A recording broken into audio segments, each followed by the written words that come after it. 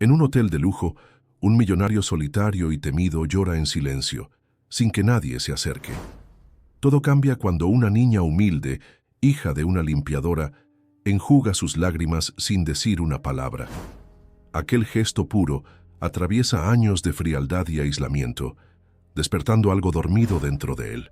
Poco sabía él que ese encuentro transformaría su destino y le enseñaría el verdadero sentido de pertenencia.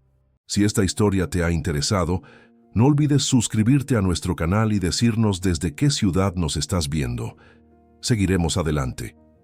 Guadalajara parecía brillar aquella tarde de primavera. Los rascacielos del distrito financiero de Puerta de Hierro reflejaban los últimos rayos del sol poniente, creando un espejismo dorado que contrastaba con la frialdad que emanaba del interior del edificio más imponente de la zona. En el piso 40, Mateo Saldívar Fuentes, el empresario tecnológico más exitoso de México, observaba la ciudad desde su oficina de cristal, como si fuera un dios contemplando un reino que ya no le causaba ninguna satisfacción. A sus 35 años, Mateo lo tenía todo.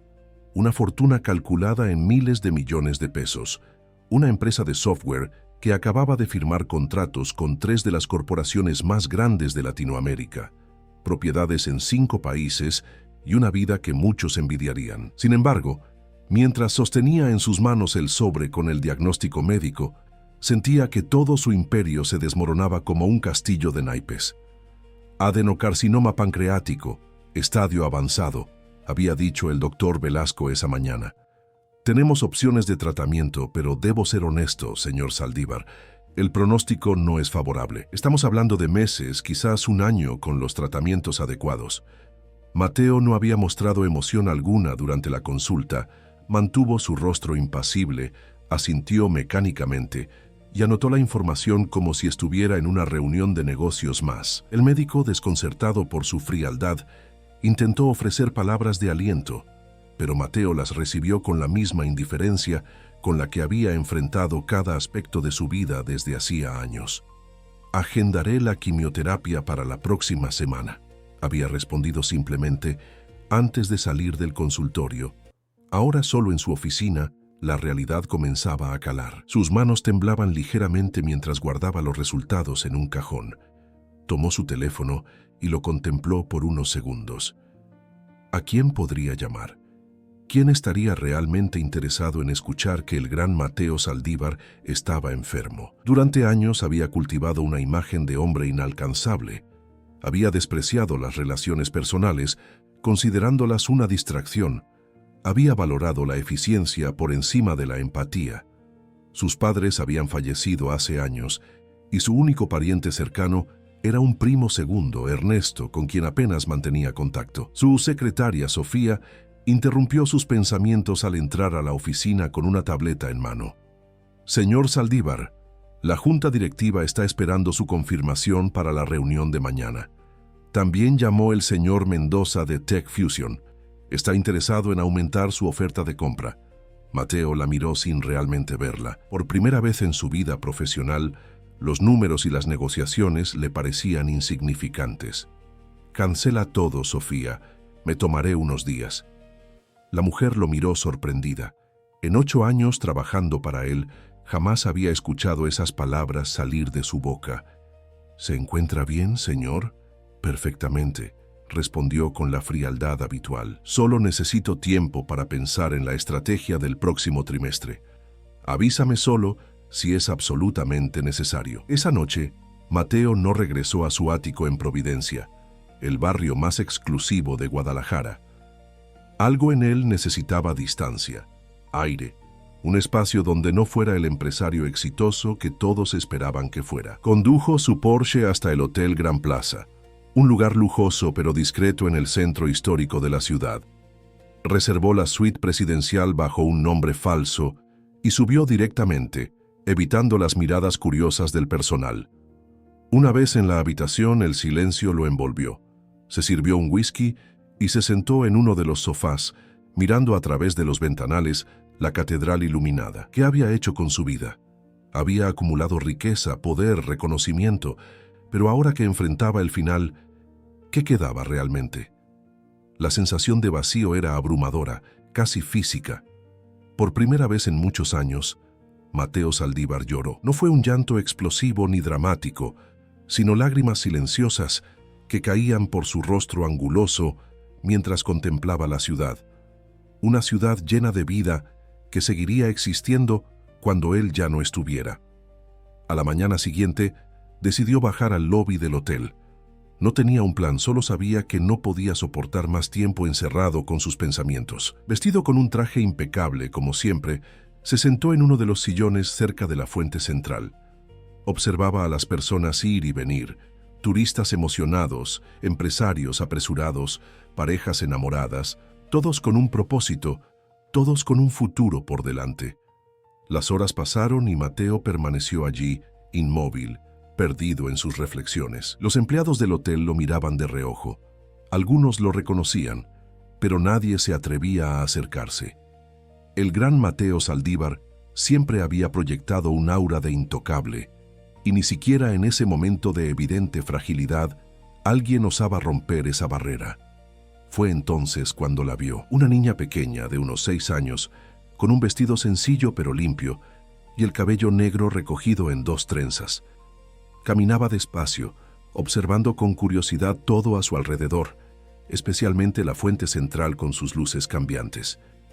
La pequeña se detuvo frente a él y lo observó con una intensidad desconcertante. Mateo intentó ignorarla, desviando la mirada hacia su teléfono, pero la niña no se movió. Continuaba ahí, observándolo con esos ojos grandes y oscuros que parecían penetrar todas las barreras que había construido a lo largo de los años.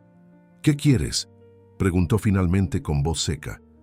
La niña no respondió. En lugar de eso, se acercó un poco más, y con un gesto que Mateo jamás hubiera anticipado, sacó un pequeño pañuelo de tela del bolsillo de su vestido y se lo extendió.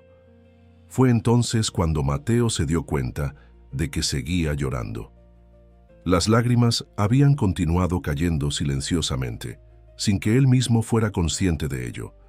Desconcertado, tomó el pañuelo. Era una pieza sencilla, bordada en una esquina con las iniciales LR. En todos sus años rodeado de lujos, pocas cosas le habían parecido tan valiosas como aquel trozo de tela ofrecido sin condiciones. «Lupita, Lupita, ¿dónde estás?». La voz de un hombre rompió el momento. Un empleado del hotel, vestido con el uniforme de mantenimiento, apareció apresuradamente. Al ver a su hija frente a Mateo Saldívar, su rostro palideció. «Disculpe, señor, espero que mi hija no lo haya molestado», dijo nervioso, tomando a la niña de la mano. «Lupita, te he dicho que no debes alejarte mientras trabajo». «No me molestó», respondió Mateo, sorprendiéndose a sí mismo por la suavidad en su voz. El hombre, que según su gafete se llamaba Héctor Ramírez, parecía incómodo, como si esperara una reprimenda o incluso que reportara el incidente a la gerencia del hotel. «Es una niña muy observadora», continuó Mateo, intentando encontrar las palabras adecuadas. «Me dio esto». Mostró el pañuelo todavía en su mano. «Oh, su pañuelo favorito», dijo Héctor con una sonrisa tímida. «Su abuela se lo bordó». «Lupita, ¿por qué le diste tu pañuelo al señor?». La niña finalmente habló, con una voz pequeña pero clara. Estaba triste. La simplicidad de esas palabras atravesó a Mateo como un rayo. Estaba triste, no poderoso, no rico, no intimidante. Solo un hombre triste sentado solo en el lobby de un hotel. «Debe disculparla, señor. Desde que su madre nos dejó hace 2 años, Lupita se ha vuelto muy sensible con los sentimientos de los demás». Mateo miró a Héctor y luego a Lupita. Algo en ellos, en su interacción, en la forma en que el hombre sostenía protectoramente la mano de su hija, despertó una curiosidad que hacía años no sentía. «No hay nada que disculpar», respondió, guardando el pañuelo en el bolsillo de su saco. «De hecho, me gustaría devolverle el pañuelo apropiadamente. Quizás podría invitarlos a cenar esta noche, como agradecimiento». Las palabras salieron de su boca antes de que pudiera analizarlas, algo completamente inusual para alguien que calculaba cada frase, cada negociación, cada interacción. Héctor pareció sorprendido y confundido. «Es muy amable, señor, pero no es necesario. Nosotros tenemos compromisos esta noche». Mateo reconoció la mentira cortés, el miedo detrás de las palabras. ¿Por qué un empleado de mantenimiento aceptaría una invitación del hombre que podría comprar el hotel entero con el dinero de su cuenta corriente? Entiendo, dijo Mateo asintiendo. Entonces permítame al menos pagarle por el pañuelo. No, por favor, no es necesario, insistió Héctor. Vamos, Lupita, dejemos al señor tranquilo. Mientras se alejaban, Mateo sintió una extraña sensación de pérdida. Por primera vez en años, alguien había visto su vulnerabilidad y había respondido con compasión pura, sin interés, sin agenda oculta. Y ahora, ese momento se desvanecía. «Espere», llamó poniéndose de pie. «Al menos dígame dónde puedo encontrarlos para devolverles el pañuelo». Héctor se detuvo y pareció considerarlo por un momento. «Trabajo aquí todos los días, de 7 a 3. Puede dejarlo en recepción si lo desea». Mateo asintió, aunque sabía que no haría tal cosa. Aquel pequeño pañuelo se había convertido en un ancla, en un recordatorio de que todavía podía sentir algo más que ambición y frialdad.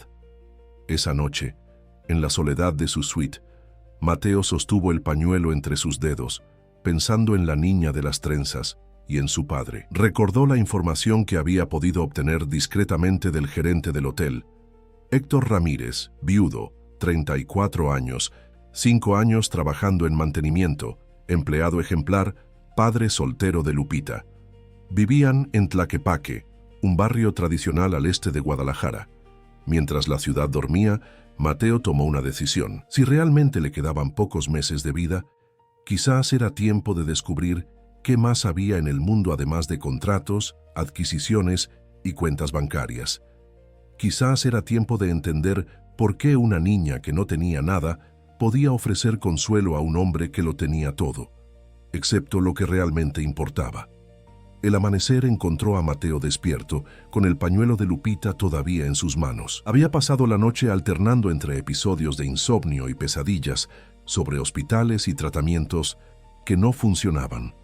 Pero cada vez que despertaba sobresaltado, el pequeño trozo de tela con las iniciales bordadas lo anclaba a una realidad diferente, una donde existía algo más que el vacío de su diagnóstico. Después de ducharse y vestirse con ropa casual, algo inusual para él, Mateo bajó al restaurante del hotel.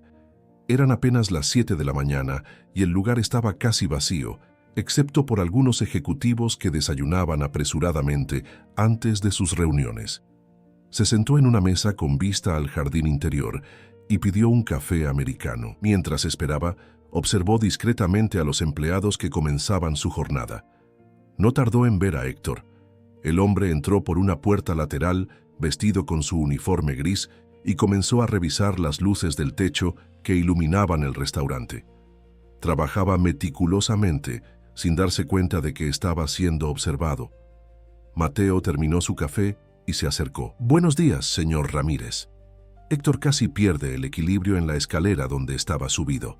«Señor Saldívar, buenos días», respondió, bajando rápidamente. No esperaba verlo tan temprano. «Tengo dificultades para dormir últimamente», confesó Mateo, algo que jamás habría compartido con un desconocido antes de ayer. Quería devolverle esto personalmente. Extendió el pañuelo cuidadosamente doblado. «Oh, gracias», dijo Héctor, tomándolo con cierta incomodidad. «Lupita estará contenta de recuperarlo. Es especial para ella». «Me lo imagino», respondió Mateo.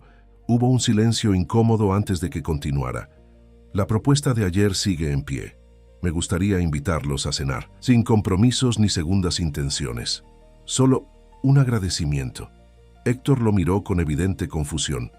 El poderoso empresario Mateo Saldívar, conocido por su frialdad e inaccesibilidad, quería cenar con un empleado de mantenimiento y su hija pequeña.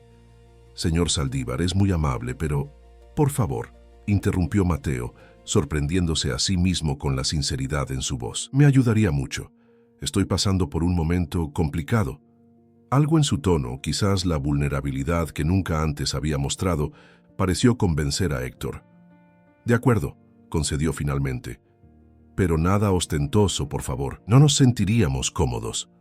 «¿Conoces la fonda de Doña Gavina en Tlaquepaque?», preguntó Mateo, recordando un restaurante tradicional que había visitado años atrás, cuando aún se permitía pequeños placeres como disfrutar de la comida local.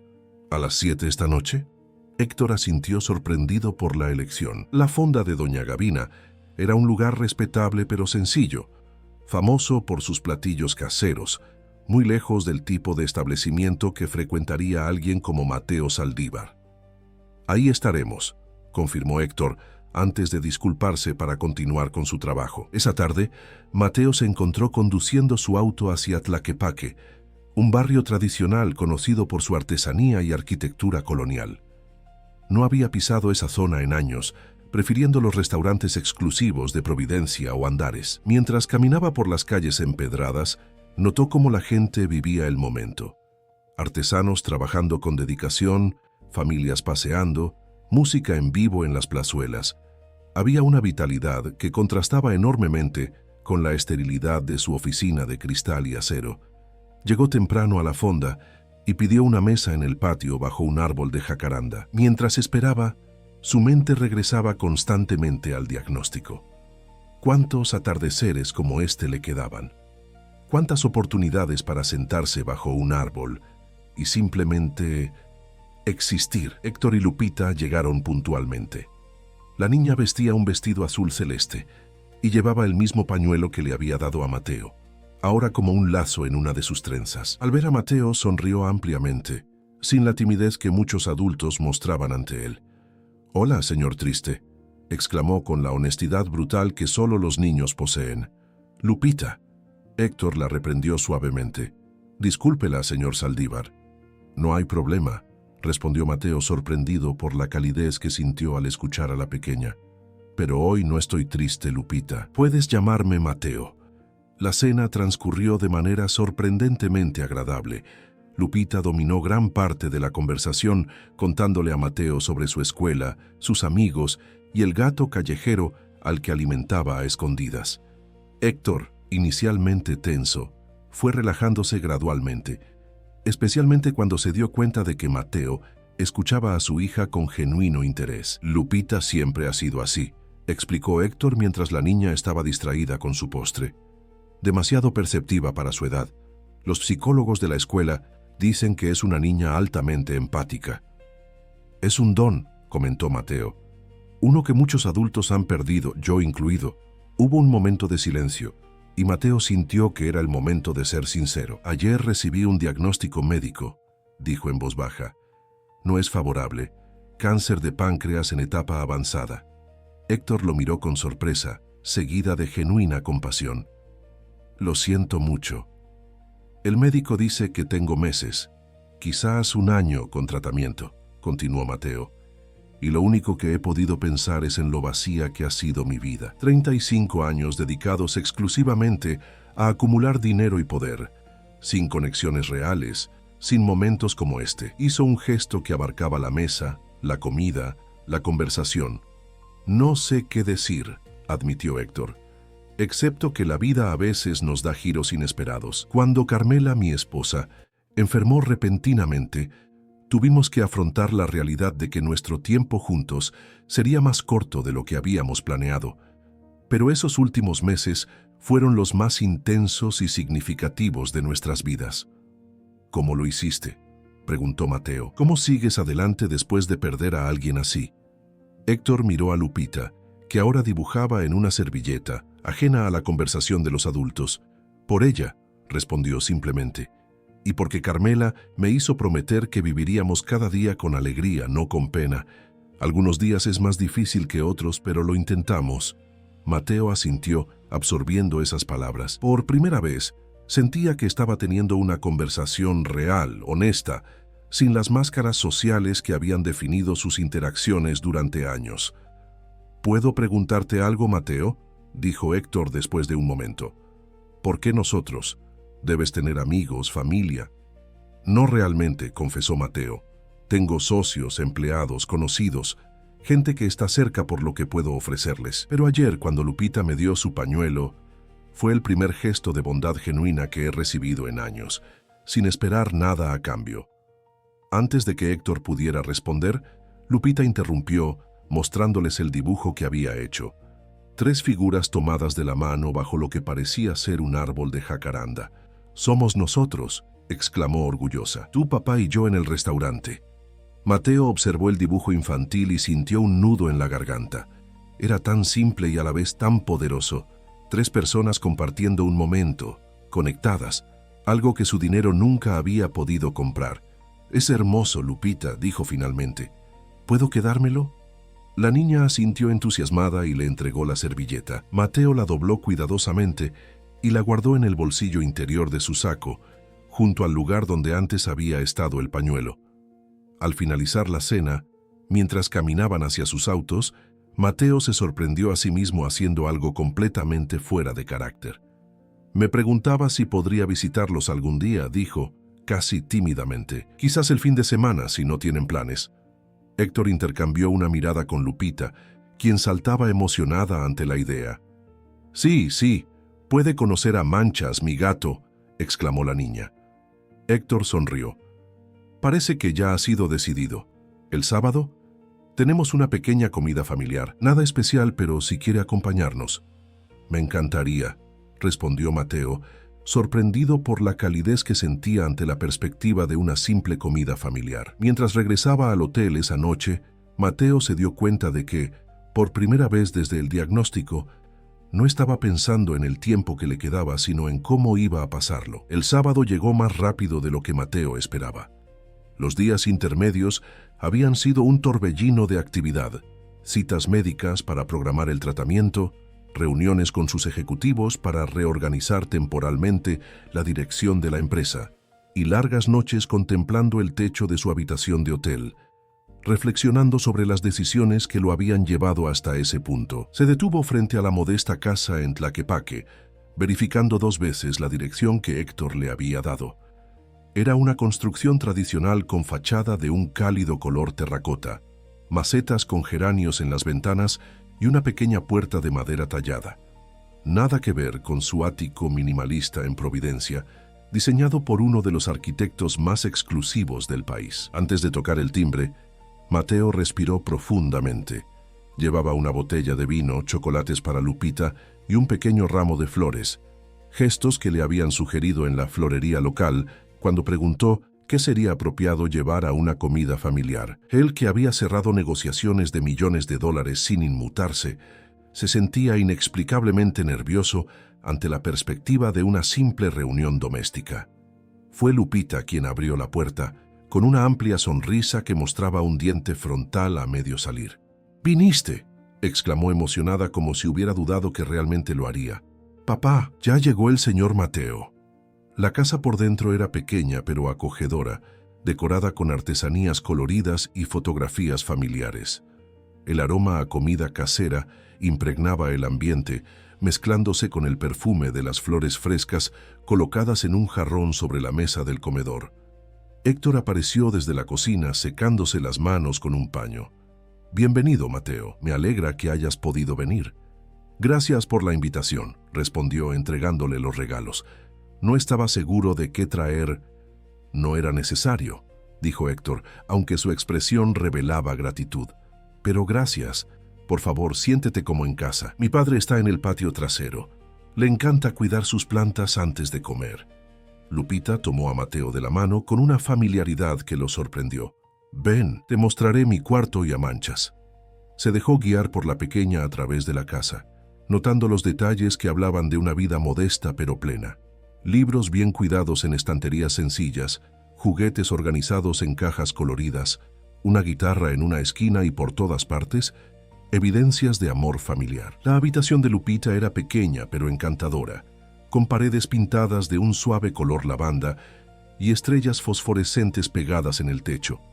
En la cama descansaba un gato atigrado que levantó la cabeza con pereza al verlos entrar. «Este es Manchas», presentó Lupita con orgullo. «Lo encontré en la calle cuando era muy chiquito. Papá dijo que no podíamos quedárnoslo, pero luego el abuelo Miguel dijo que sí podíamos si yo lo cuidaba, y he cumplido mi promesa». Mateo se acercó con cautela y extendió la mano hacia el felino, que lo olfateó con desconfianza antes de permitirle una caricia. «Es muy bonito», comentó sinceramente, «y parece que lo cuidas muy bien». «Claro que sí», afirmó Lupita con seriedad. «El abuelo dice que cuando prometes cuidar de alguien, Tienes que cumplirlo siempre, no solo cuando es fácil. Esas palabras, pronunciadas con la inocente sabiduría de una niña de 6 años, resonaron profundamente en Mateo. ¿Cuántas promesas había roto él a lo largo de su vida? ¿A cuántas personas había dejado atrás en su ascenso al éxito? Sus reflexiones fueron interrumpidas por la voz de Héctor llamándolos al patio. Allí, bajo un emparrado cubierto de bugambilias, estaba puesta una mesa sencilla pero cuidadosamente preparada. Un hombre mayor, de rostro curtido por el sol y ojos penetrantes idénticos a los de Lupita, se acercó a saludarlo. Don Miguel Ramírez tenía una presencia que compensaba su estatura mediana, una dignidad natural que no necesitaba de títulos ni posesiones. «Así que usted es el famoso empresario», dijo sin rodeos, extendiendo una mano callosa. «Mi nieta no ha parado de hablar de usted desde que le dio su pañuelo». «Papá», advirtió Héctor, incómodo por la franqueza de su padre. «Está bien», respondió Mateo, estrechando la mano del anciano con respeto. «Es un placer conocerlo, señor Ramírez». «Miguel, solo Miguel», corrigió el hombre. «En esta casa no somos de muchas formalidades». La comida resultó ser una experiencia reveladora para Mateo. Los platillos tradicionales preparados por Héctor, chiles en nogada, un guiso de pollo con mole y arroz rojo, superaban en sabor a muchos de los restaurantes gourmet que frecuentaba. Pero más allá de la comida, era la conversación lo que le resultaba extraordinario. Hablaron de todo y de nada. Don Miguel contó anécdotas de su juventud trabajando en los campos de agave. Héctor compartió historias divertidas de Lupita en la escuela y la niña intervino constantemente con observaciones que hacían reír a todos. No hubo menciones de acciones en bolsa, fusiones corporativas o estrategias de mercado. En cambio, discutieron sobre la mejor temporada para plantar chiles, debatieron amistosamente sobre cuál era la mejor canción de Vicente Fernández y planificaron una excursión al mercado de artesanías al día siguiente. Por primera vez en años, quizás décadas, Mateo se sintió simplemente humano. No era el CEO, el millonario, el tiburón de los negocios. Era solo un hombre compartiendo una comida con personas que no esperaban nada de él, excepto su presencia. Después de los postres, unos deliciosos buñuelos con miel que Lupita había ayudado a preparar, don Miguel se llevó a Mateo a un pequeño huerto en la parte trasera de la propiedad. Entre hileras de plantas aromáticas y pequeños árboles frutales, el anciano finalmente habló con la directa honestidad que caracterizaba a su familia. «Mi hijo me contó sobre su situación médica», dijo sin preámbulos. «Lo siento mucho». Mateo asintió, sorprendido por la falta de incomodidad que sentía al hablar del tema con este hombre que apenas conocía. «Gracias. Estoy comenzando el tratamiento la próxima semana, aunque los médicos no son muy optimistas». Don Miguel arrancó una hoja de hierbabuena, la frotó entre sus dedos y la olió antes de responder. «He vivido lo suficiente para ver que la medicina no siempre tiene todas las respuestas», comentó. «He visto a hombres fuertes caer por enfermedades menores y a personas frágiles sobrevivir a lo imposible. El espíritu humano es misterioso». Se detuvo frente a un pequeño limonero y continuó. «Pero debo preguntarle algo, señor Saldívar. ¿Qué busca exactamente con mi hijo y mi nieta?» La pregunta directa y sin adornos tomó a Mateo por sorpresa. No estoy seguro de entender. Somos gente simple», explicó don Miguel. «Héctor trabaja duro para mantener esta casa y dar una buena educación a Lupita.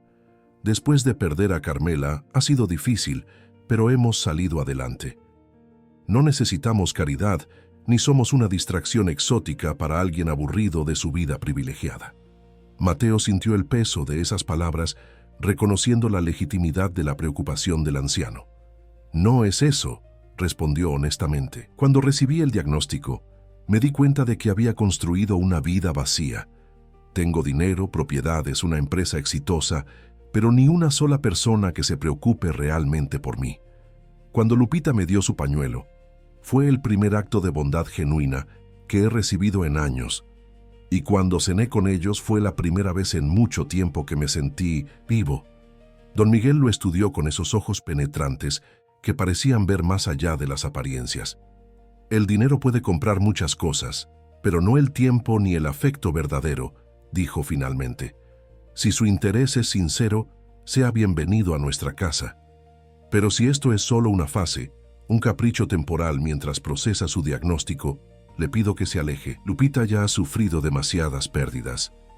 Lo entiendo, respondió Mateo, sintiendo el peso de la responsabilidad en esas palabras, y le prometo que mis intenciones son sinceras. No sé cuánto tiempo me queda, pero me gustaría pasarlo conociendo lo que realmente importa en la vida. Don Miguel asintió, aparentemente satisfecho con la respuesta. Bien, entonces tome, dijo cortando un pequeño limón del árbol y entregándoselo. El primer fruto de la temporada. Se dice que trae buena suerte. Cuando Mateo regresó al hotel esa noche, llevaba consigo no solo el limón de Don Miguel, sino también un dibujo nuevo de Lupita y la promesa de acompañarlos al mercado al día siguiente. Por primera vez desde el diagnóstico, sentía algo parecido a la esperanza. No necesariamente esperanza de curación, sino de algo quizás más valioso, la posibilidad de que, en el tiempo que le quedaba, pudiera realmente vivir. Las semanas siguientes marcaron el inicio de una transformación profunda en la vida de Mateo. El tratamiento de quimioterapia comenzó con toda su crudeza: náuseas, fatiga extrema, pérdida de apetito y esa sensación constante de vulnerabilidad que nunca antes había experimentado. Pero a diferencia de lo que había imaginado, no estaba enfrentando este proceso solo. Héctor, Lupita y Don Miguel se convirtieron en visitantes regulares durante sus sesiones en el hospital. Mientras los médicos y enfermeras lo trataban con la eficiencia profesional que su dinero garantizaba, la familia Ramírez le ofrecía algo que su fortuna nunca había podido comprar: compañía genuina y afecto sin condiciones. «Tienes que comer aunque no tengas hambre», insistía Don Miguel trayendo contenedores con caldo de pollo casero. «Mi esposa siempre decía que una buena sopa cura cualquier mal». Lupita, por su parte, aparecía cada vez con un nuevo dibujo. Mateo como un superhéroe venciendo a las células malas. Mateo paseando con ellos por el parque. Mateo sonriendo bajo el sol. Sus creaciones infantiles, llenas de colores vibrantes y figuras desproporcionadas, adornaban ahora las paredes de la habitación del hospital, contrastando con la esterilidad del ambiente. «Para que no te sientas solo cuando no estamos», había explicado la niña al pegarlos con cinta adhesiva. Y Héctor, quien reorganizó sus turnos en el hotel para poder acompañarlo después de cada tratamiento, se convirtió en un apoyo silencioso pero constante. Nunca preguntaba si Mateo necesitaba algo, simplemente estaba ahí, anticipando sus necesidades con una intuición que lo sorprendía. Fue durante una de esas tardes, mientras esperaban los resultados de unos análisis, cuando Héctor finalmente le preguntó sobre su vida antes del diagnóstico. ¿Siempre ha sido así de intenso en el trabajo? Mateo sonrió débilmente. La quimioterapia de ese día había sido particularmente difícil. Peor, admitió. Mi padre construyó la empresa desde cero, pero yo la convertí en lo que es ahora. Trabajaba 18 horas diarias, dormía en la oficina, cancelaba vacaciones. Mis relaciones personales eran transaccionales, por decirlo de alguna manera. ¿Y valió la pena?, preguntó Héctor con genuina curiosidad. La pregunta quedó flotando entre ellos. Mateo miró por la ventana hacia el jardín del hospital, donde algunos pacientes caminaban lentamente, acompañados por sus seres queridos. «Creí que sí», respondió finalmente. Cada nuevo contrato, cada adquisición, cada millón adicional en la cuenta bancaria parecía una confirmación de que estaba en el camino correcto. Pero ahora hizo un gesto abarcando la habitación de hospital.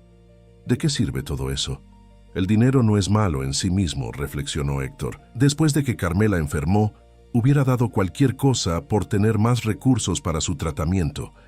Pero supongo que, como todo, depende de cómo lo uses y cuánto permites que te defina. Esa conversación resonó en Mateo durante días. Mientras continuaba con el tratamiento, comenzó a replantearse su relación con el mundo material que había construido. Con la ayuda de su asistente Sofía, la única persona de su entorno profesional que sabía sobre su diagnóstico, empezó a reorganizar no solo sus asuntos médicos, sino también sus prioridades.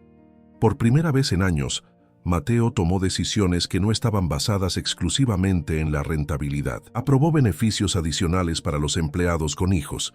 Autorizó donativos significativos a organizaciones de lucha contra el cáncer e incluso inició un programa de becas para jóvenes de comunidades desfavorecidas que quisieran estudiar tecnología. Sofía, no entiendo por qué no implementamos esto antes, comentó durante una de sus reuniones en el hospital. Estos programas apenas afectan nuestros márgenes y tienen un impacto enorme.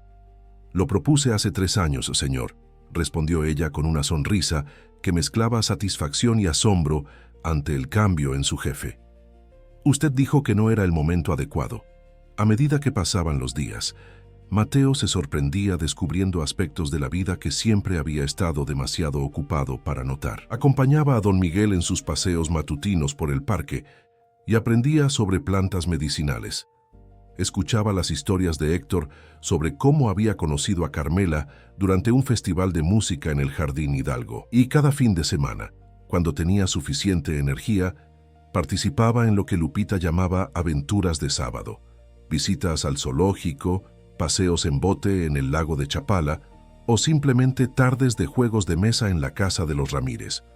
Una tarde, mientras ayudaba a Lupita con su tarea de matemáticas en el patio de la casa, la niña le hizo una pregunta que lo dejó momentáneamente sin palabras. ¿Tú tienes hijos, Mateo?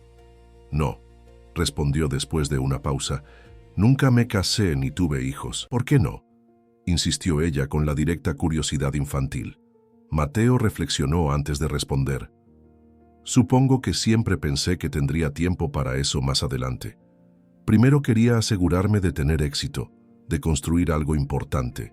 Pero ya eres grande, observó Lupita, y muy rico. Mi papá dice que tu empresa vale millones y millones.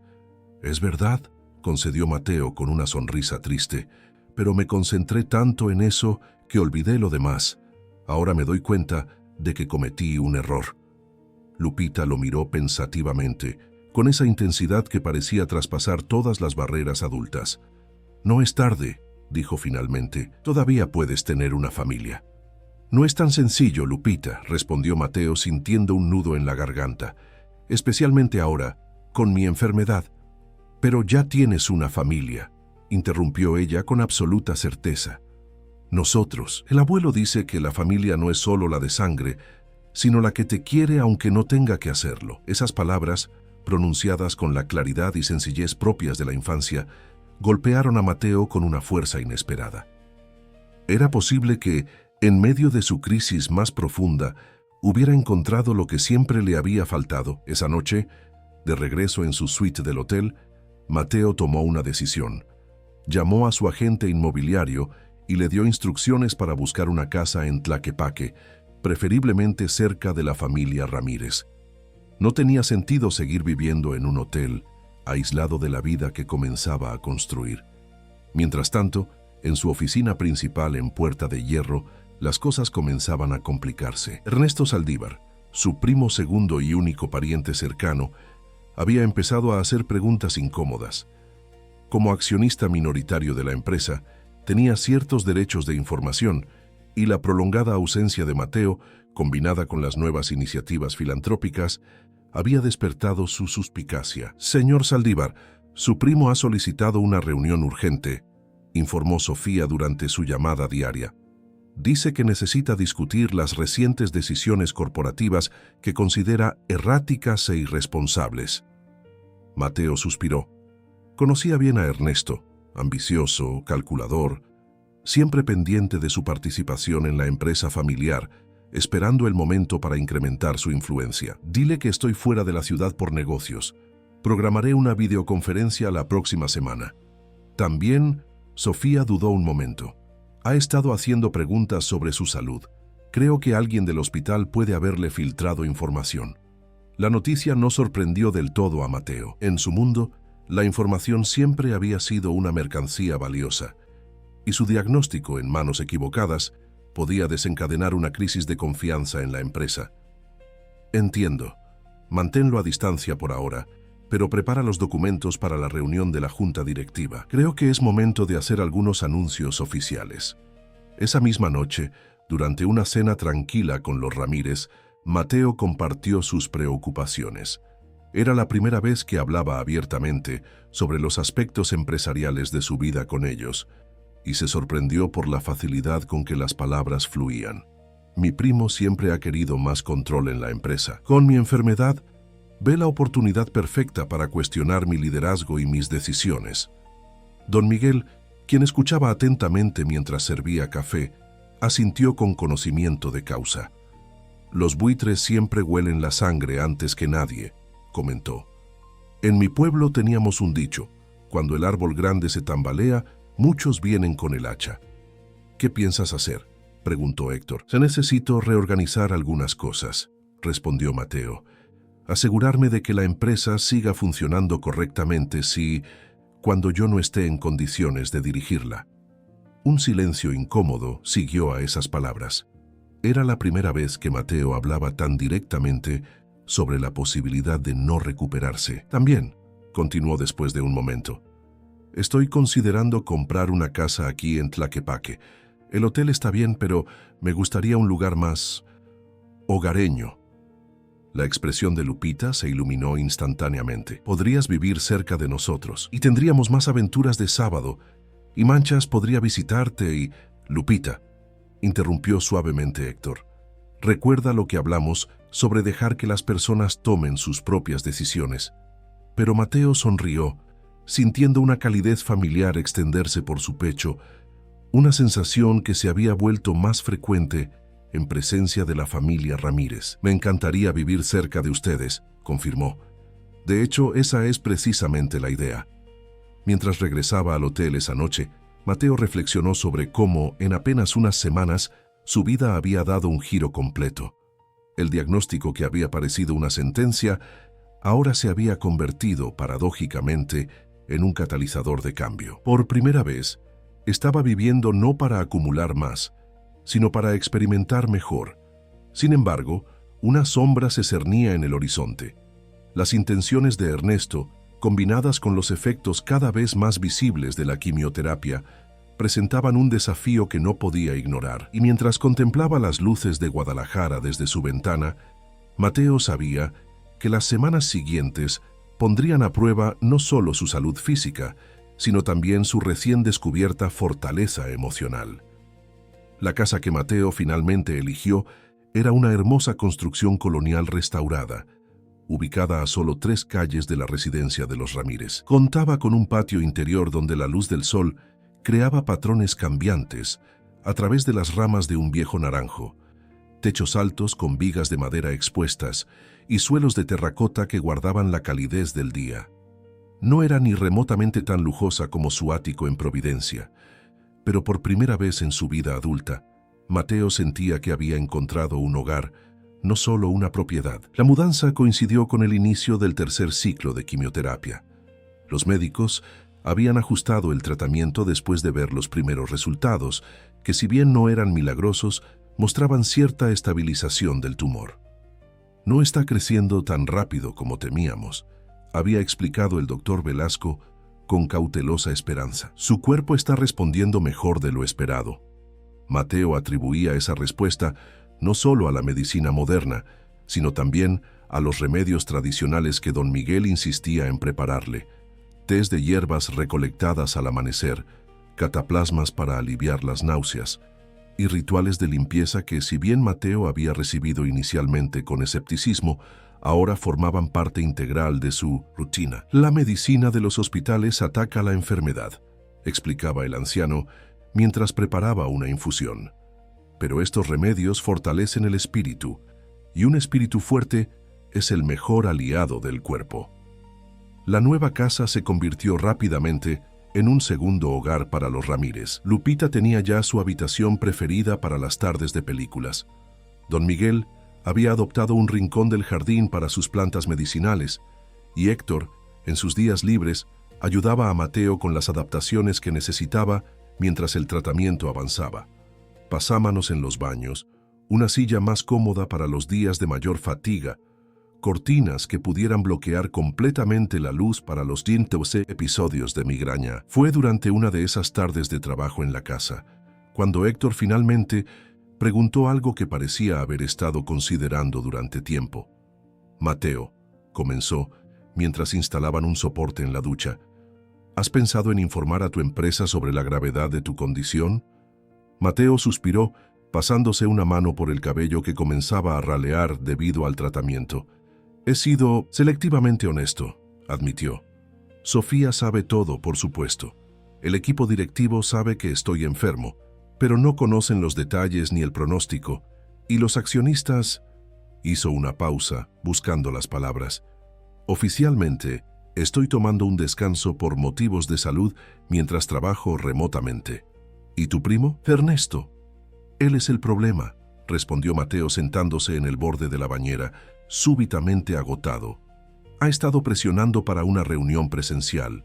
Sus fuentes en el hospital deben haberle dado información, pero no sabe cuánto ni qué tan precisa. Está usando mi ausencia para sembrar dudas sobre mi capacidad para seguir liderando la empresa.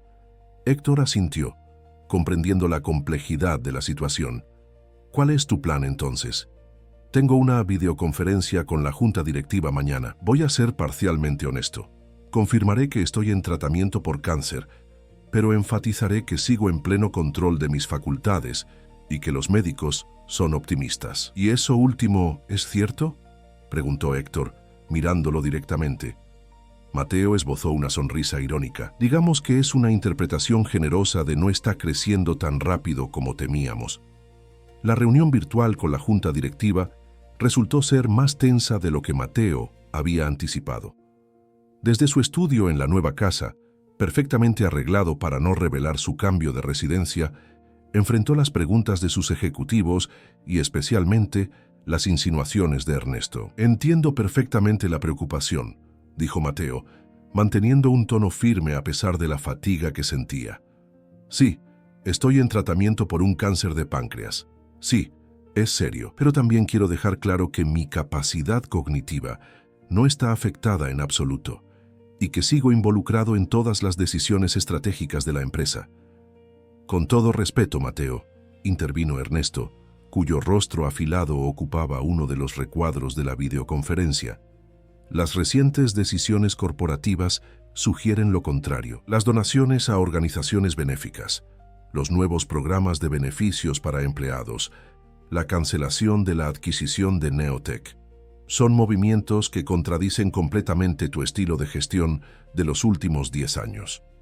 Quizás porque mi estilo está evolucionando, Ernesto, respondió Mateo con una calma que sorprendió incluso a él mismo. O quizás porque ahora veo con mayor claridad el verdadero propósito de nuestra empresa y de nuestra posición privilegiada en la sociedad. La reunión continuó con discusiones sobre resultados financieros, proyecciones y planes futuros. Mateo logró mantener el control respaldado por Sofía, quien había preparado meticulosamente todos los informes necesarios. Al finalizar, sentía que había ganado tiempo, pero también que Ernesto no se daría por vencido tan fácilmente. Sus sospechas se confirmaron 3 días después, cuando Sofía lo llamó con noticias alarmantes. Señor Saldívar, Ernesto ha presentado una moción ante el Consejo para una evaluación independiente de su estado de salud. Alega que las decisiones recientes podrían estar influenciadas por medicación que afecta su juicio y solicita que un médico designado por el Consejo lo examine antes de cualquier otra decisión corporativa importante. Mateo sintió que la sangre le hervía. No puede hacer eso. Es una invasión completa de mi privacidad. Legalmente, si consigue suficiente apoyo en el Consejo, puede, explicó Sofía, y ha estado trabajando arduamente para conseguirlo. Ha tenido reuniones privadas con 3 de los consejeros más conservadores. Después de colgar, Mateo se quedó contemplando el patio de su nueva casa, donde Lupita jugaba con manchas bajo la supervisión de Don Miguel. La escena contrastaba dramáticamente con la batalla corporativa que se gestaba a kilómetros de distancia. «Malas noticias, ¿verdad?», preguntó Don Miguel, acercándose silenciosamente. El anciano parecía tener un sexto sentido para detectar las preocupaciones de los demás. «Mi primo está intentando forzar una evaluación médica para cuestionar mi capacidad mental», explicó Mateo. «Es un movimiento calculado. Sabe que si los médicos informan sobre mi pronóstico completo, los accionistas entrarán en pánico. Don Miguel observó a su nieta jugar antes de responder. Cuando era joven, comenzó con su habitual tono pausado. Trabajé para un hacendado rico. Un día su hijo intentó quitarle el control de la hacienda, alegando que su padre era demasiado viejo para administrarla correctamente. ¿Sabes qué hizo el hacendado? Mateo negó con la cabeza, acostumbrado ya a las historias del anciano que siempre contenían alguna sabiduría inesperada. Convocó a todos los trabajadores y les contó directamente lo que estaba sucediendo. Les mostró los libros de cuentas, les explicó sus planes para el futuro y les pidió que juzgaran por sí mismos si estaba capacitado o no. La transparencia desarmó completamente al hijo ambicioso. ¿Está sugiriendo que debería hacer pública mi condición?, preguntó Mateo, sorprendido. Estoy sugiriendo que a veces lo que más temen los manipuladores es la verdad expuesta a la luz del día, respondió don Miguel. Tu primo está operando en las sombras, con rumores e insinuaciones. Quizás sea hora de cambiar el terreno de juego. Esa noche, después de una cena tranquila con Héctor y Lupita, Mateo tomó una decisión. Llamó a Sofía y le dio instrucciones precisas para organizar una rueda de prensa en las oficinas centrales de la empresa para el día siguiente. ¿Está seguro de esto, señor?, preguntó ella, preocupada. Una vez que la información sea pública, es hora de controlar la narrativa, Sofía, respondió Mateo con determinación. Prepara también los documentos que discutimos el mes pasado. Es hora de implementar el plan B. La conferencia de prensa tomó por sorpresa tanto a los medios como a Ernesto, quien no fue informado hasta minutos antes. Con Sofía a su lado, Mateo enfrentó a las cámaras y micrófonos con una compostura que impresionó a todos los presentes, especialmente considerando que apenas 2 horas antes había recibido su tratamiento de quimioterapia. Agradezco su presencia en tan corto aviso, comenzó. He decidido compartir personalmente información sobre mi estado de salud para evitar especulaciones que puedan afectar a nuestra empresa y a las miles de familias que dependen de ella. Con claridad y franqueza, Mateo explicó su diagnóstico, el tratamiento que estaba recibiendo y las medidas que había tomado para asegurar la continuidad del liderazgo en la empresa. No minimizó la seriedad de su condición, pero tampoco permitió que el mensaje fuera de desesperanza. Este diagnóstico ha cambiado profundamente mi perspectiva, continuó.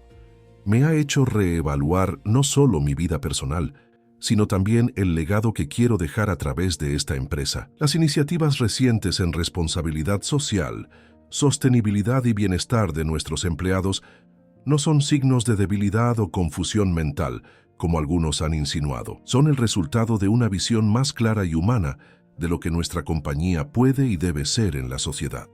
Finalmente, anunció la creación de una fundación que llevaría su nombre, dedicada a la investigación del cáncer pancreático y al apoyo de familias afectadas por esta enfermedad. La fundación recibiría una dotación inicial de 20 millones de pesos de sus fondos personales. Independientemente de mi pronóstico personal, estoy comprometido a que esta lucha tenga un propósito mayor, concluyó, y ahora estoy abierto a sus preguntas. La conferencia de prensa fue transmitida en vivo por los principales canales de noticias. En la modesta sala de los Ramírez, Héctor, Lupita y don Miguel observaban con una mezcla de orgullo y preocupación mientras Mateo respondía con aplomo a las preguntas más difíciles, incluyendo aquellas sobre su relación con Ernesto, quien se mantenía visiblemente tenso en un rincón del escenario. Ese hombre de ahí, señaló Lupita hacia la imagen de Ernesto en la pantalla. No me gusta, tiene ojos de mapache enojado. Don Miguel soltó una carcajada. La niña tiene razón, ese hombre está furioso porque tu amigo acaba de arruinar todos sus planes. Y efectivamente, la estrategia de Mateo había funcionado. Al hacer pública su condición en sus propios términos, había neutralizado las maniobras de Ernesto. La transparencia había generado una ola de apoyo tanto dentro como fuera de la empresa, y las acciones, tras una breve caída inicial, se estabilizaron cuando los mercados comprendieron que había un plan claro de sucesión y continuidad. Sin embargo, mientras Mateo regresaba a su nueva casa esa noche, sabía que la batalla con Ernesto apenas comenzaba. Su primo había sido humillado públicamente, y un hombre con su ambición no se rendiría tan fácilmente. Lo que Mateo no imaginaba era que la siguiente fase de esa batalla involucraría directamente a la familia que se había vuelto tan importante para él. Los días siguientes a la conferencia de prensa trajeron una calma inesperada. Las llamadas y mensajes de apoyo inundaron tanto la oficina de Mateo como su teléfono personal.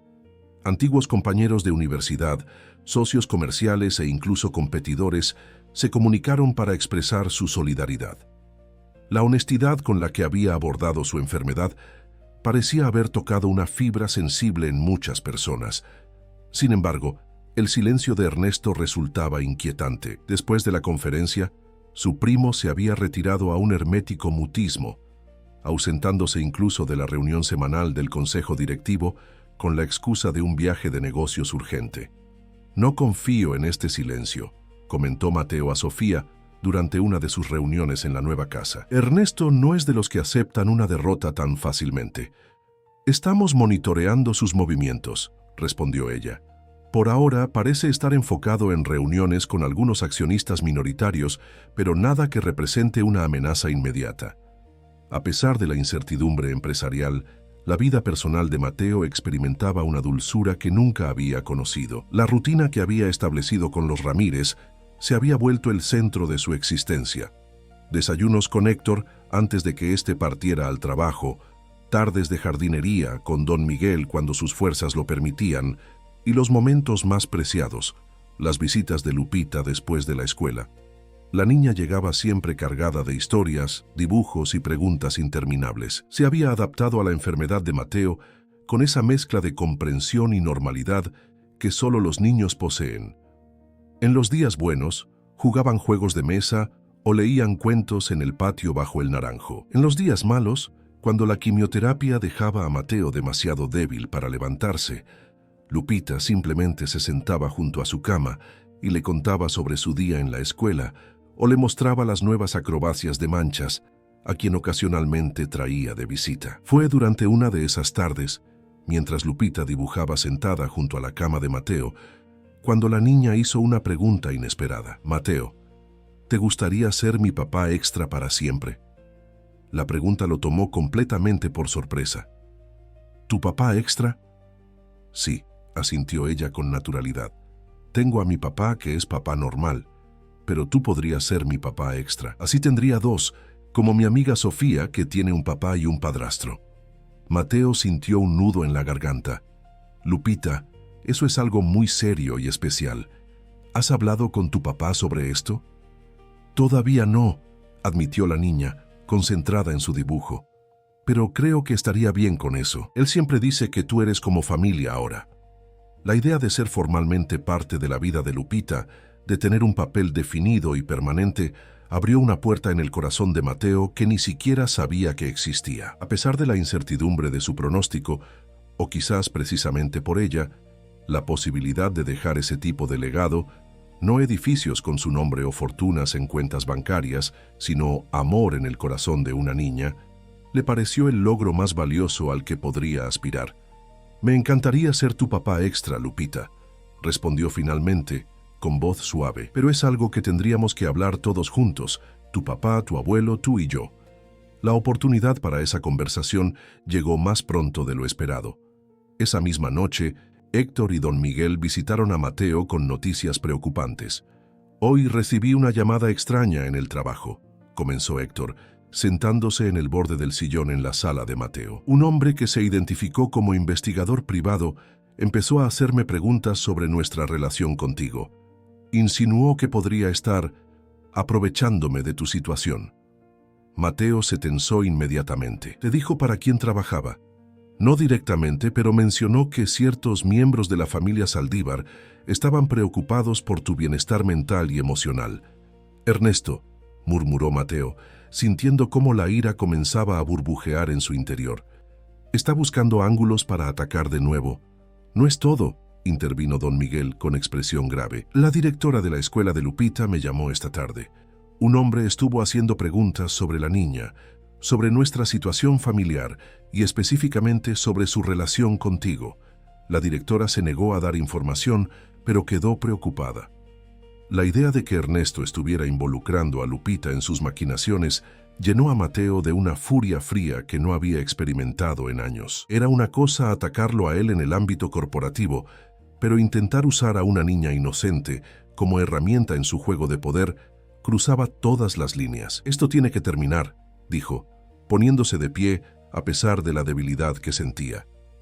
«No voy a permitir que los arrastre a ustedes en su obsesión por controlar la empresa». «¿Qué piensas hacer?», preguntó Héctor, visiblemente preocupado. «Primero, reforzar la seguridad alrededor de ustedes. Contrataré vigilancia discreta para la casa y la escuela de Lupita. Y segundo, voy a confrontar a Ernesto directamente, no a través de abogados o del consejo». Don Miguel, que había estado observando silenciosamente, finalmente habló. «Hay algo más que deberías considerar, Mateo. Si este hombre está dispuesto a usar a una niña en sus juegos de poder, no se detendrá fácilmente. Necesitas proteger a Lupita no solo físicamente, sino legalmente».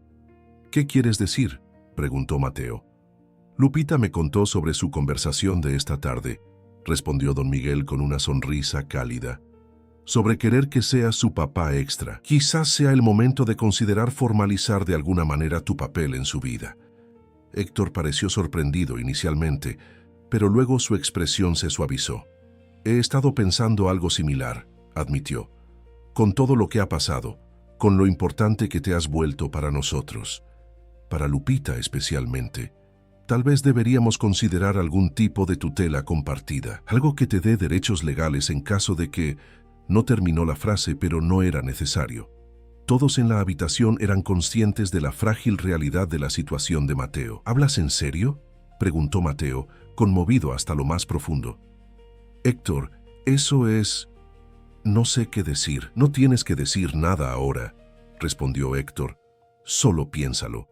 Sería un paso importante para todos. Pero sobre todo daría a Lupita la seguridad de que, pase lo que pase, seguirá siendo parte de su vida. Oficialmente». Esa noche, después de que Héctor y don Miguel se marcharon, Mateo permaneció despierto, reflexionando sobre la propuesta.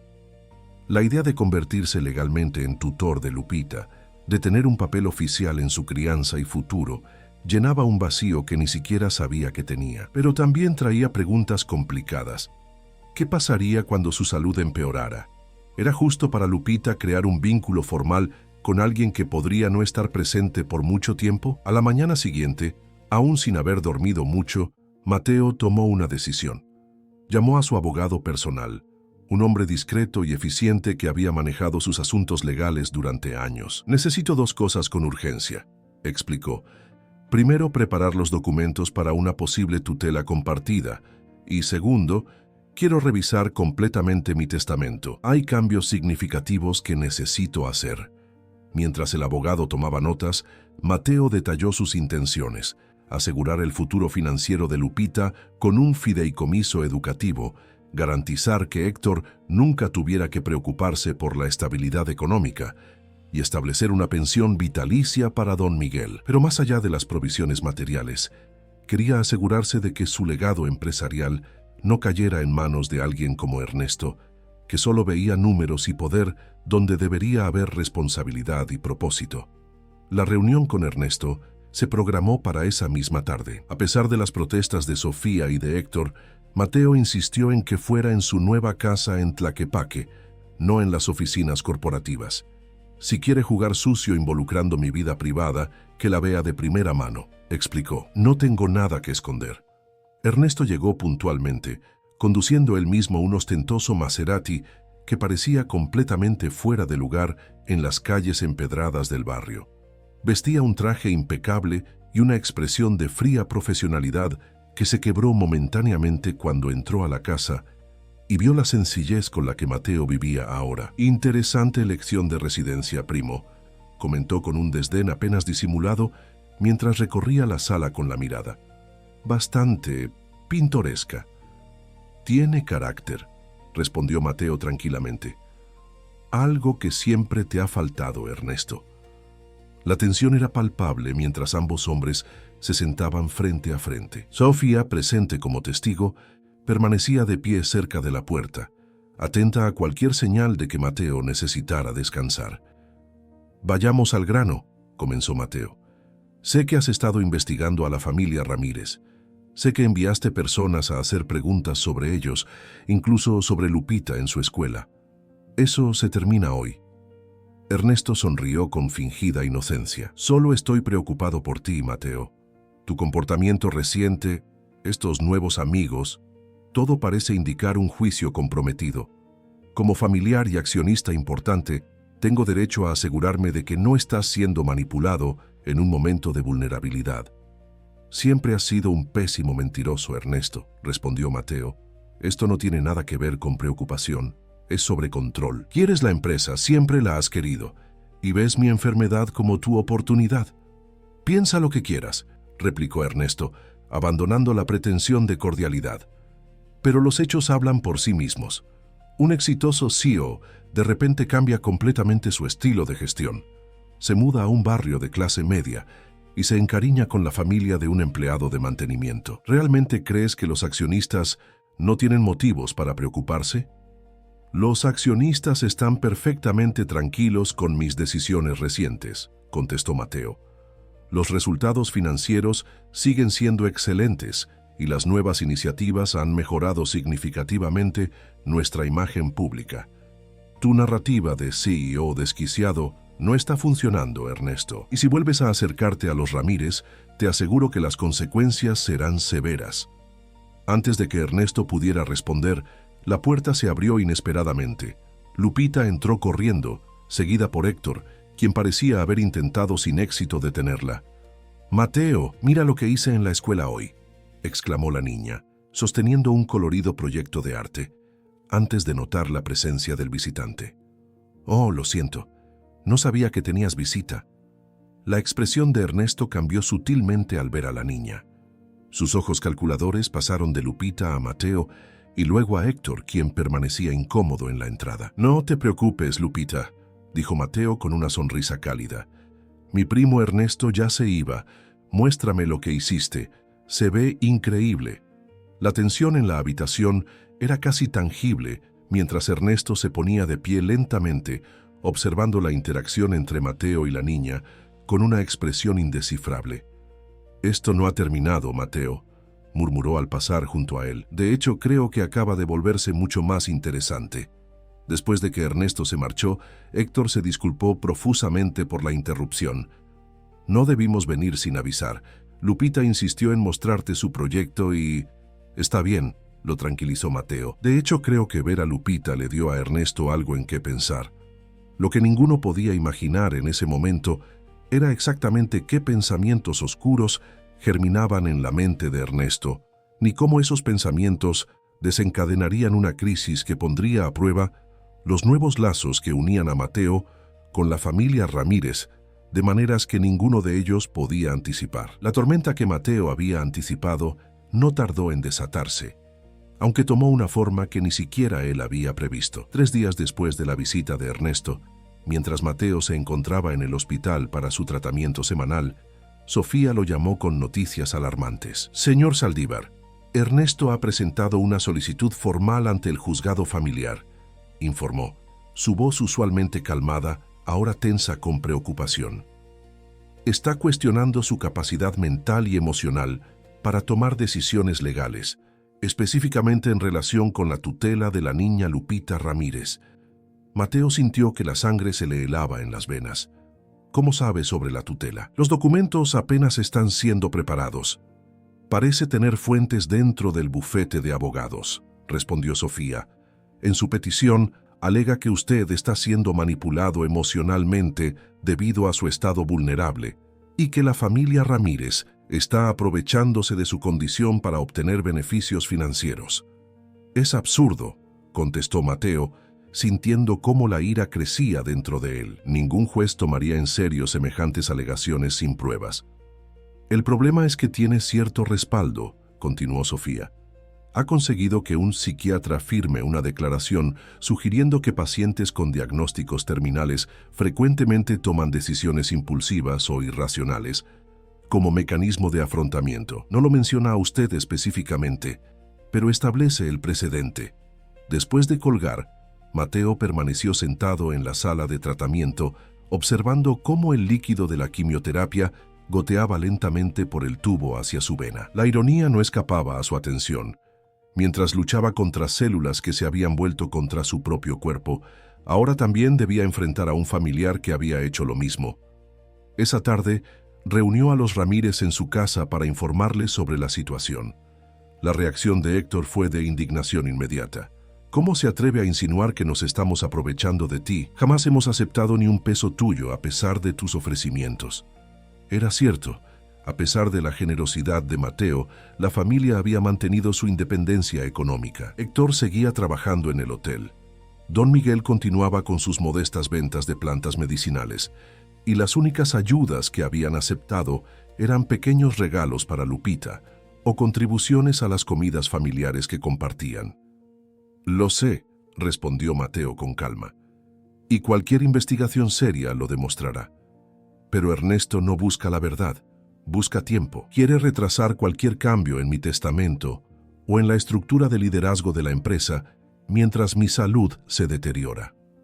Don Miguel, que había permanecido en silencio, finalmente habló. «¿Qué significa esto para Lupita? La niña se ha encariñado profundamente contigo, Mateo. Si esto se convierte en un caso legal prolongado…» La preocupación del anciano resonó con todos los presentes. Lupita, afortunadamente, estaba en una pijamada en casa de una amiga, ajena a la tormenta legal que se cernía sobre ellos. «Mi abogado está trabajando en nuestra respuesta», explicó Mateo, «pero necesitamos estar preparados para un proceso desagradable.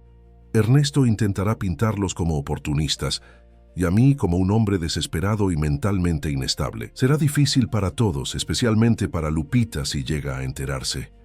Tal vez», comenzó Héctor dubitativo, «tal vez deberíamos reconsiderar lo de la tutela compartida. No quiero que enfrentes más problemas por nosotros». «De ninguna manera», respondió Mateo con firmeza. «No voy a permitir que Ernesto dicte mis decisiones o mis afectos. Ustedes son lo más importante que me ha pasado en años.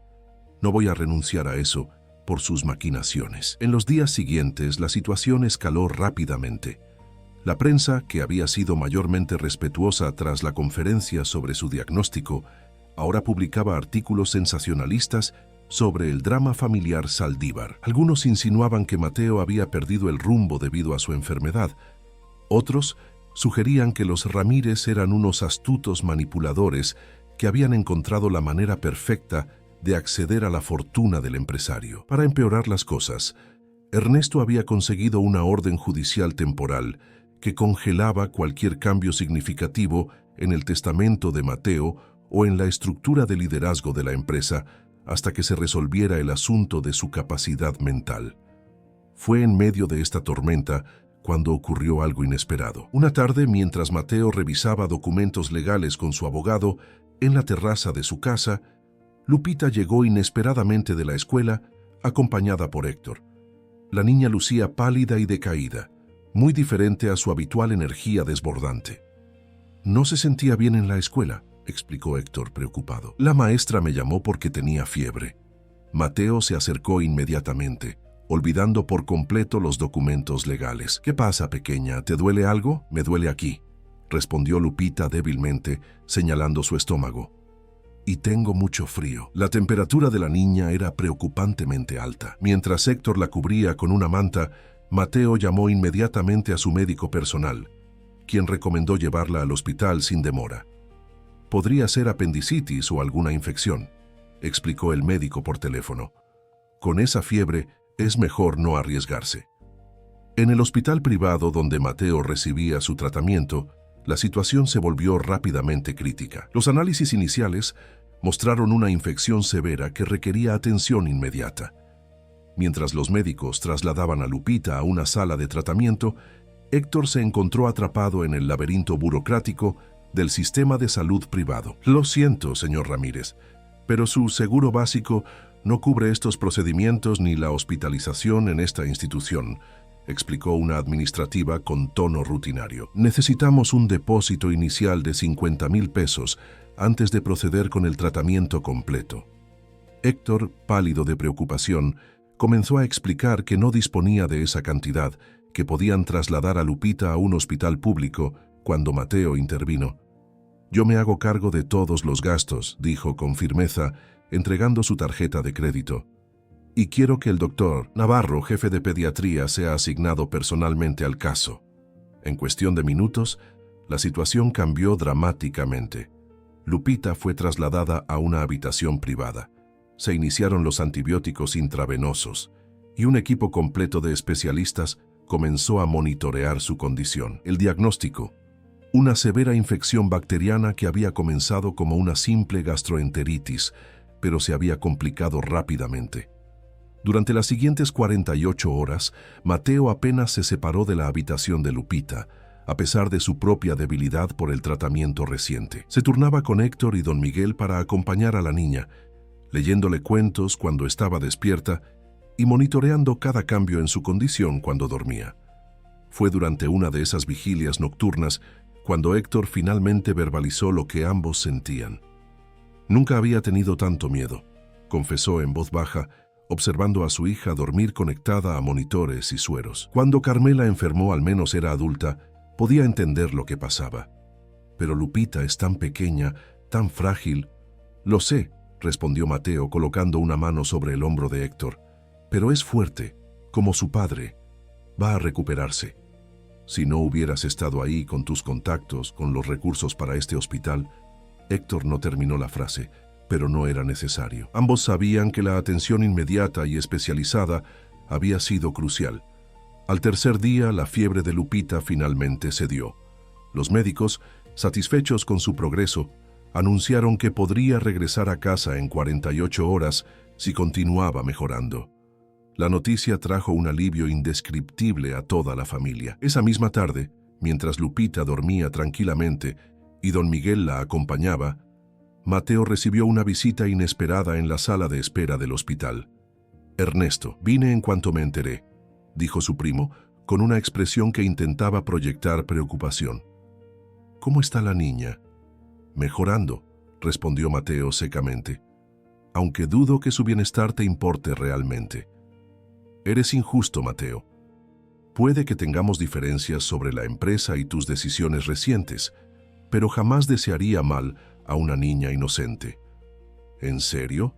¿Y cómo explicas las investigaciones sobre su familia, las insinuaciones en la prensa, la petición legal que prácticamente los retrata como estafadores?» Ernesto tuvo al menos la decencia de parecer incómodo. «Son negocios, Mateo. Tú mejor que nadie deberías entenderlo. La empresa que tu padre fundó y tú expandiste está en juego». «¿Negocios?» Mateo sintió que la ira crecía dentro de él. ¿Llamas negocios a intentar destruir la reputación de una familia honesta? ¿A tratar de impedir que forme un vínculo legal con una niña que me ha dado más alegría en unos meses que todos tus negocios en décadas? Mateo, sé razonable. Estás enfermo, posiblemente muriendo», completó Mateo. «Sí, es una posibilidad.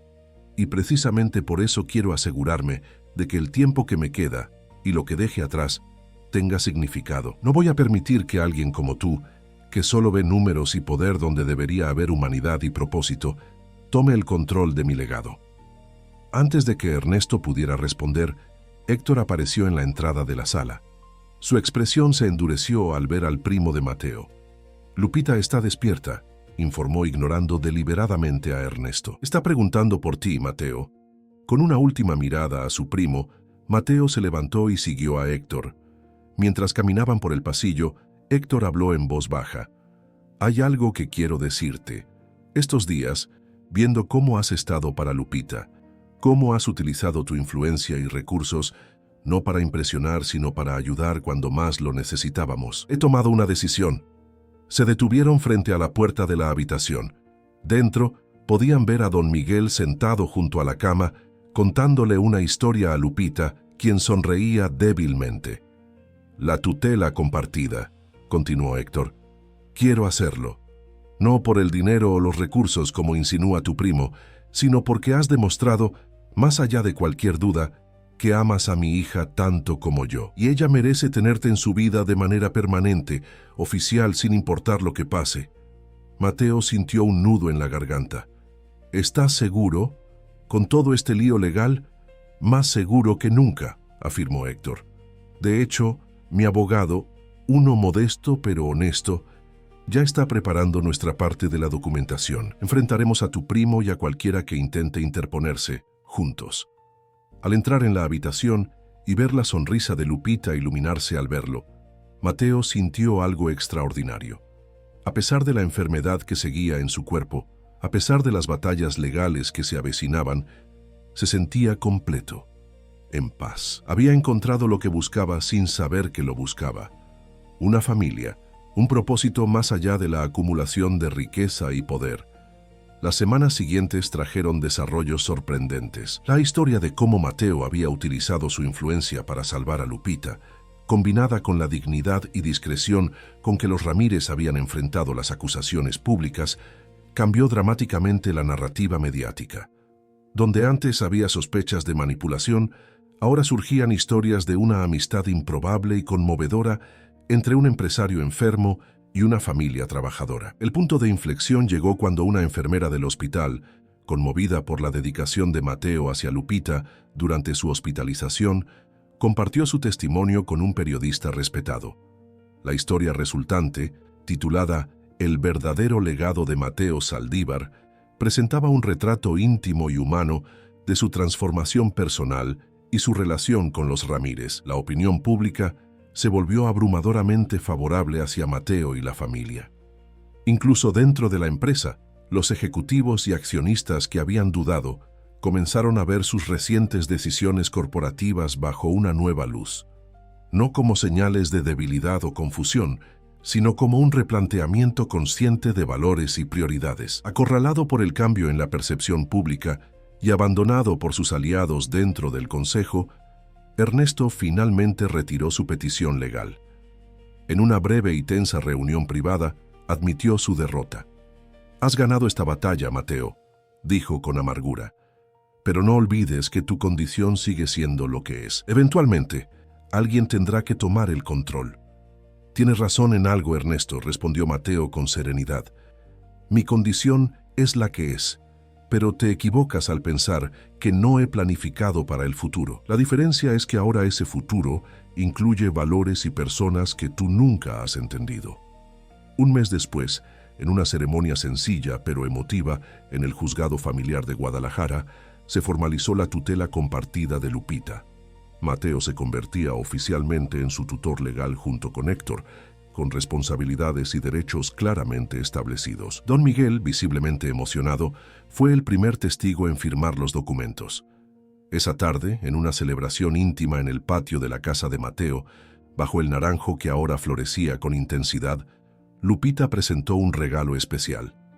Un dibujo enmarcado de todos ellos, incluido manchas bajo el título «Mi familia completa, para siempre». Mientras el sol comenzaba a ponerse sobre Tlaquepaque, tiñendo el cielo de naranjas y rojos, Mateo contempló el rostro de cada persona a su alrededor. Héctor, quien había pasado de ser un desconocido a un hermano en el alma. Don Miguel, cuya sabiduría sencilla le había enseñado más que todos los consultores empresariales combinados. Y Lupita, la niña cuyo gesto de bondad en un 1900 momento de desesperación había cambiado el curso de su vida. «Ahora eres oficialmente mi papá extra», declaró con orgullo abrazando a Mateo.